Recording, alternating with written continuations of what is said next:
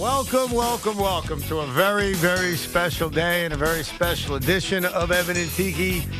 It's A-Rod Day. No, Evan, more enthusiasm. Come on. It's A-Rod Day. There we go. A couple of weeks ago, I played Sean in a pickleball game. If I had won, my beard would be gone. If I lost, Sean was going to make a big show decision. I didn't think he was ever going to make a show decision because I thought I would win. I lost. His show decision, and I commend him for this, is a very selfless decision. His show decision was to take today, believe it or not, the 20th anniversary of one of the most significant trades in this city's history, the acquisition of Alex Rodriguez. He chose to make this day A-Rod Day. And I want to set the scene for you because in the Mike Francesa studio here at WFAN, there are balloons everywhere. They represent the colors of the New York Yankees. There is also a giant 1 and a giant 3. Behind us is a beautiful black cape, which I can only assume is hiding the retired 13 that's behind it. I'm just making that assumption because usually when numbers are retired, that's how it works. And I will tell you that Sean has pulled off, with the help, obviously, of Tiki and Loogie. I commend them. I've had nothing to do with this day. He has pulled off what appears to be a very big day, a day filled with pageantry. And I do want to tell you that Alex Rodriguez has been notified about this day. A conversation occurred with Alex Rodriguez, and it is Alex's plan to join this show later today. I'll even tell you right around 4 o'clock. An A-bomb from A-Rod. Alex was very gracious when he was told about this. Apparently, he is out of the country and still felt the need that's important for him to say thank you to his many, many fans. I assume thank you to you, Sean. In particular, Sean. Of course. This is Sean Morash Presents A-Rod Day. That is right. And so Alex Rodriguez, not AI Rob, not screwing around, the real Alex Rodriguez, I can confirm, knows about the day, is appreciative of the day, and has informed us he plans on appearing on this show later today at 4 o'clock. We look forward to that. I can also tell you that there will be other great surprise guests. In fact, why don't we just tell them about one of them? For as much as Alex Rodriguez is responsible for the 2009 World Series, I'm not going to make the argument today because it's A-Rod Day, but I'd argue there was somebody else as responsible, if not more responsible. And that man will have his number retired at Yankee Stadium Sunday, and that man was nothing but an ace. Karsten Charles Sabathia will join the show today. That dog. He's the dog. He's a dog, all right. Loved CC. And I will tell you that this presentation, the number retirement ceremony, will begin at around 4:30. So we will talk to Alex at 4, and the ceremony, which I guess Sean has a lot of stuff planned for, will occur at 4:30 today. An A-bomb from A-Rod. How many hours did you put into this, Sean? A lot. And honestly, the theme of the day is selflessness. Evan, I would be remiss if I didn't also thank our wonderful promotions team who arrived bright and early under a hidden cloak to get certain things here that are hidden from the crowd. Our great production team led by Zach Martin with some of the sound we will be using throughout the day. Everybody really pitched in today, and to represent the most selfless of Yankees in the last 30 years, we had a theme of selflessness around the station. Okay, with all of that said, let me just say this. I've never been an A-Rod guy. I'm not ripping him. I'm just saying I've never been an A-Rod guy, but I have come to the realization, and I fully understand what Sean is doing right now for the younger Yankee fan. Alex Rodriguez was a tremendous New York Yankee.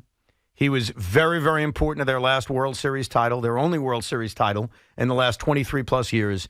And he does deserve to be honored by the New York Yankees. And if they're not going to do it, we will.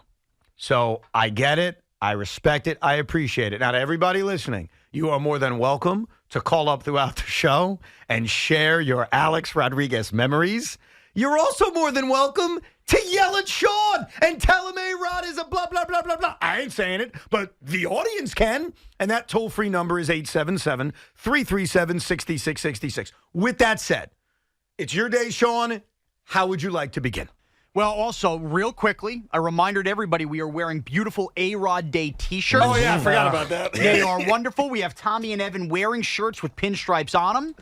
They are extremely limited edition, And throughout the show, we have exactly 5 that we will be giving away to listeners. And we will tell you when those contests come up. Nice. Wow. You call in, you get a T-shirt. 5 Are these- limited edition A-Rod T-shirts given away on the show. Are the 4 that we're wearing 4 of the 5? No, they are not. So I think we made exactly 9 limited edition T-shirts. We will be giving away 5. These things may end up on eBay in a couple of weeks. They may. And by the way, if you think they will have value because this day's a special day, it's very rare we get a number retirement in this town. It's been a while. This is the first time a number has been retired in WFAN studios, for sure. That is definitely true. That is fact. Now, I said to Sean last night, I said, Sean, this is your day. There is so much to talk about with Alex Rodriguez, and we will do it throughout this program today. But I said to him, I want you to think about it. There's so many ways you can start. There's so many places where you can begin the discussion. So I don't know where he's going, but the floor is yours on how you would like to kick off this day. So, Evan, again, selflessness, selflessness, selflessness. A theme in Alex Rodriguez's career. And I think a couple years ago, we all, craving that attention away from The Last Dance that Michael Jordan's Bulls documentary got, we got sucked into the show, The Captain, a 10-part series where we discussed our Yankee captain, who we do love, Derek Jeter. But within there was a quick 2-minute snippet that for some reason got really brushed over, got glossed over, because the man we love, Derek Jeter, around this town can do no wrong. Or can he? Or can he? We were introduced in that documentary to a bit of selflessness from Alex Rodriguez. And I think, to me, something that should reign true and ring with every Yankee fan. And if you did not see the documentary, I'm going to present audio to you that tells you. You came prepared. That tells you exactly why you should look at A-Rod in a positive light and exactly why he was the true Yankee leader that team that, unfortunately, was full of guys that were becoming has-beens needed in 2004 when they acquired him, by the way, 20 years ago this week. Things got off to a rocky start for A-Rod in 2004 and for Jeter. A slump. Could they get along? And then rain came down, Evan. Yeah. Rain in Chicago on a rainy late April night versus the White Sox. And the rest of the team retreated into the clubhouse except for 2 men, Derek Jeter and Alex Rodriguez. Right. And rather than run and scared and be hidden from the awkwardness, a man of all men, Alex Rodriguez, stared the captain in the eye and said, "Sup? What's the problem here?" I present to you clip number 1. I approached him and I said, "Hey, are we good?" And he said, "Kinda." I said, "Well, what's up? What's happening?" And he said, "Well, I was talking to my father and I really don't understand why in the prime of your career you just won an MVP, you just won Gold Glove. Why would you want to give that up to come play third base? I'm not sure I would have done that. So I'm wondering, what's your agenda?"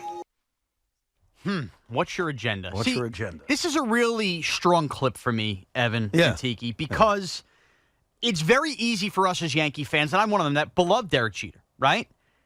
I don't understand how we could honestly look at Derek Jeter despite all the rings and go, yeah, he was the better shortstop than A-Rod. Newsflash for all of us as years have passed. He wasn't. A-Rod was the shortstop in Major League Baseball. But Derek Jeter was the Yankee shortstop. So to come over here and make this happen, it seems so simple now because A-Rod played a great third base that this guy would give up everything, being the league's best shortstop, and not play that position because a world champion shortstop was here. And yet, Derek Jeter, who was beloved in this town, couldn't understand why somebody would do that. Derek, you're supposed to be the king of winning. You don't understand why somebody would do everything. You're starting A-Rod Day by attacking Derek Jeter. It's not an attack. No, that's what you're doing. It's bringing light, Evan. Like. It's bringing light, and we're going to hear from Derek in moments. Okay. It's bringing light to the fact that Derek Jeter, I think, proved in 2004, his main agenda wasn't always about winning the way A-Rod's agenda was. And yet, we don't look at it that way. So that is how their conversation started. What would be the next turn that conversation that night, that rainy night in Chicago took? Take a listen for yourself. I could only look at it from my point of view, right? If someone came to me and said, you have an opportunity to go somewhere else and you have to switch positions, I'd be like, man, I don't know if I can handle this.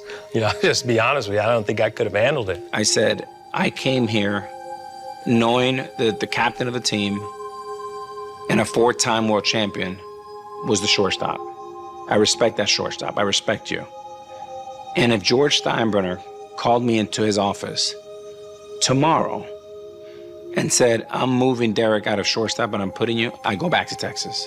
Whoa. I would not play. Huh. I gave you my word. I came here to play third base. Wow. Derek Jeter in that clip, if you heard, said, I don't know that I could have done what A-Rod did. And he sat like a sulking freaking baby on a rainy bench after slumping through April, rather than embracing the fact that he was going to be playing with one of the game's greatest players next to him, a guy brought to help him win another championship. Okay, but can I ask you a question? No, you know what? You can in a second. Okay, I'm sorry. Continue. I apologize. This is a no negativity zone for you, I wasn't Evan. being negative. I had a question. Okay, but the question was trending negative. I could hear it in how you It's ask. fine. Can I And by ask the a way, question? Evan will be open to debate. That's what we're here for in sports radio. We already knocked him down yesterday. Derek Jeter sat there and said, I could never do that. Pfft, no way I could do that.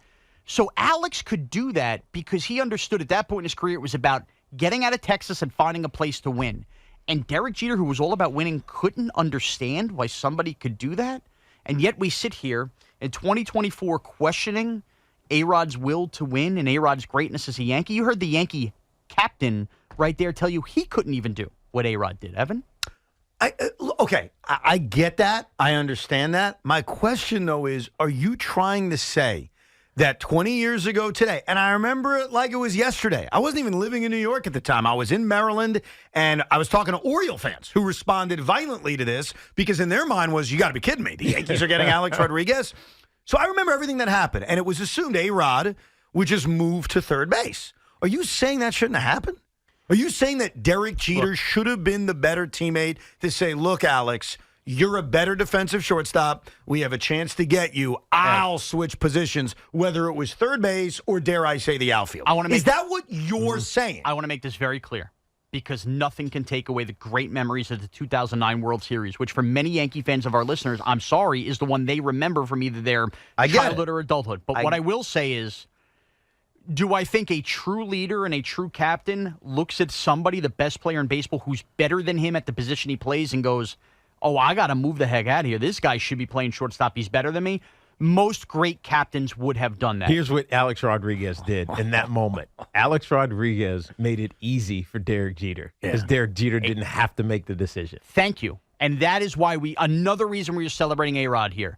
Jeter should have made that decision on his own. Oh, come on. He should have. He wasn't the better shortstop, and you, Pig Met fan, can't deny that. No, I know that. Like, I get, like, if you're asking me who was the better defensive shortstop at that point, of course it was A-Rod. No one would argue that. But, no, I have a but. But what the hell did you expect Jeter to do? You thought Derek Jeter should say, hey, yeah, I've won how many championships here? Look, I'm going to kowtow and I'm going to move to a different position? It's not about what you expect him to do, but when you listen back to this clip years later, you realize Jeter was pretty selfish. And A-Rod was the selfless guy on this Yankee team. A-Rod, as Tiki pointed out, made this so easy for Derek Jeter. And the reason he made it easy is he acknowledged that Jeter was a four-time champion, was also a great shortstop in his own right. But he also knew, hey, there's a spot for me here at third base. I'm going to take all this out of the equation. I'm not going to put any pressure on him. I'm going to put all the pressure on myself. And it's time we respect that man. And if you can't have respect for him, understand this. Derek Jeter himself finally realized he had to give Alex credit for this. I give it to him. You know, he never brought up playing shortstop, or there are never any whispers from someone about him wanting to play shortstop. I think he committed to playing third base. And you got to give him credit for that. You got to give him credit for that. You're Yankee fans, if you are not in favor of retiring A-Rod's number, and many of you are, your captain is telling you got to give him credit for what he did. That takes a lot for somebody to come over to town knowing he's better than the person playing in front of him. No. Selflessness. No, hold on a second. Yes. This is a Don't theme. spin this negative at us. This is a theme of selflessness versus selfishness. No. And we celebrate the selflessness one today. Hold on 1 second. What I'm about to say is not a rip of A-Rod, but I have to do this, and I don't give a crap if I'm a Met fan or who the hell I am. Okay. I have to defend the honor of Derek Jeter. I've got to. I'm going to do that. Derek Jeter, by not moving off of shortstop, did Alex Rodriguez the biggest favor in the world. The biggest.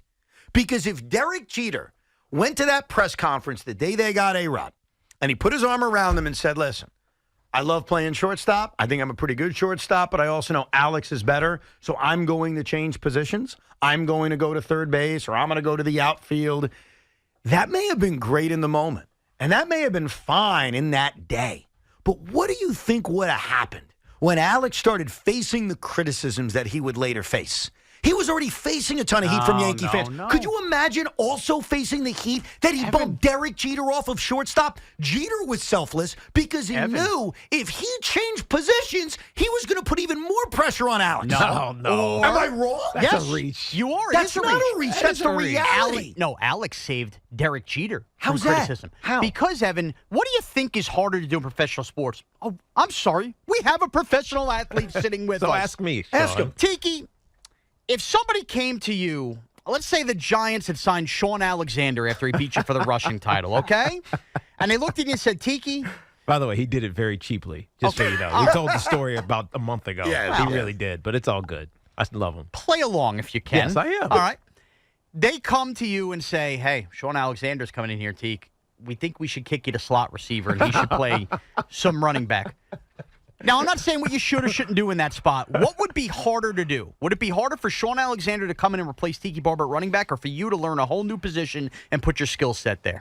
It would be hard for me to learn a whole new position. Thank you. And go play slot receiver, something that I didn't do, even though I have over 500 receptions in my career. It wasn't because I was a slot receiver. It was because they just like to check it down to me and throw a lot of screens, which you somehow have forgotten how to do as New York Giants. But still, that would have been very hard. Very, very hard. So my point here is Alex saved Derek Jeter a lot of grief. He could have came in and said, Cash, I'm coming here, but I'm playing shortstop. No. But wait, you didn't ask Tiki the right question. Oh, you sure? No. What are you, Liz Danvers now? No, because I'm saying if you would have moved to a different position, Yes. Sean Alexander, who had done nothing for the Giants, would have faced even more criticism because now he bumped a beloved Giant off his position. Hold on. Not if he was great.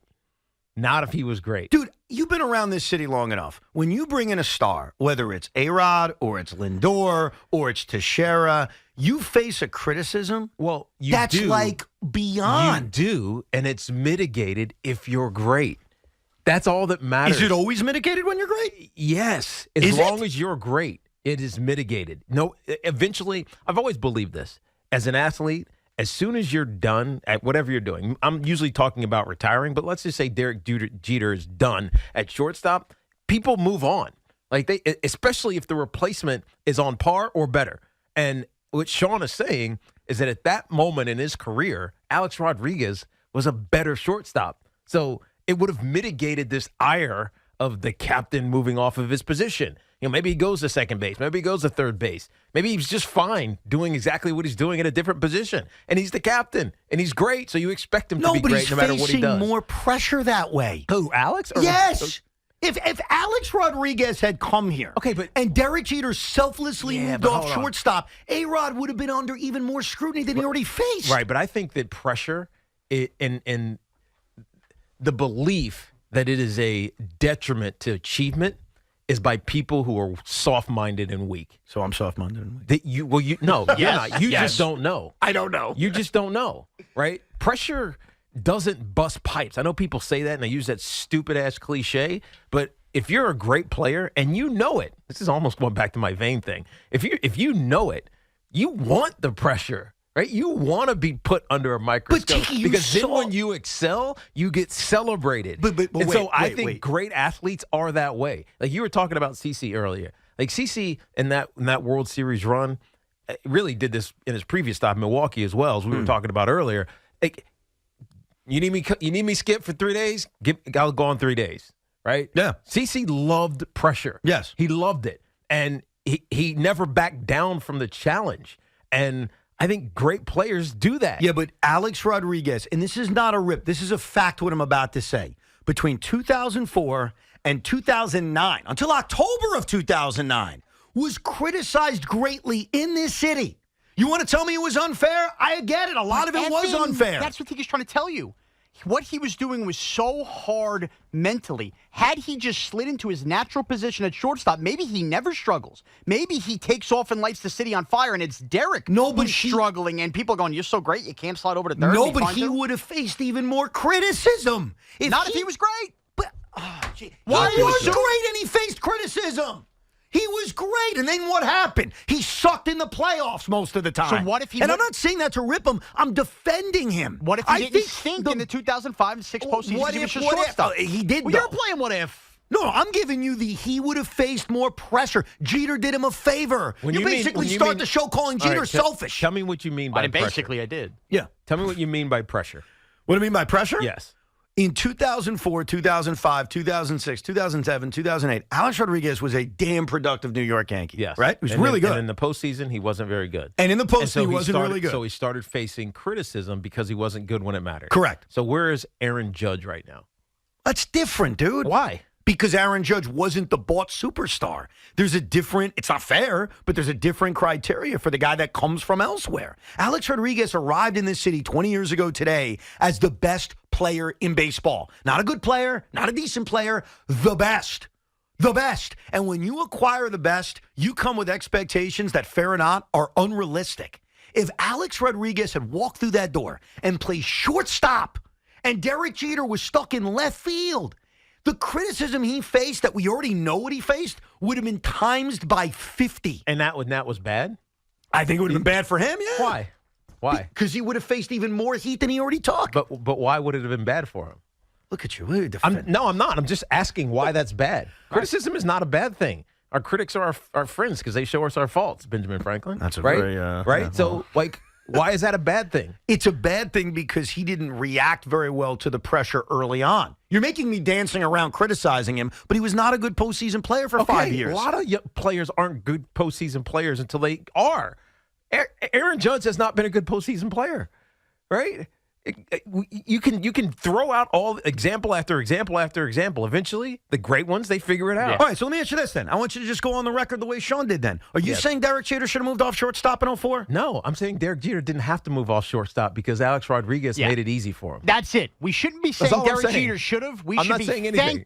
Derek Jeter should be on his knees thanking Alex Rodriguez. We're saying thank you, Alex Rodriguez. That's it. Because if he had come here saying, I need to play shortstop. I'm a shortstop. I'm the best shortstop. I'm the MVP. I'm the Gold Glover. I'm the best shortstop. Then we would have had a drama-filled, nonsensical season after season after season until Brian Cashman had to make some ridiculous decision to really get rid of Derek Jeter, as opposed to the nonsense that went on already. See what Tiki said? Yes. A-Rod early on showed you he is not about drama. He's about ending the drama. Here's what I know. This is going to be a long day. We'll get your calls coming up, 877-337-6666. Our retirement ceremony for Alex will occur at 4:30. And Alex has been informed about the day, is honored by the day, and plans to grace us with his presence coming up at around 4 o'clock.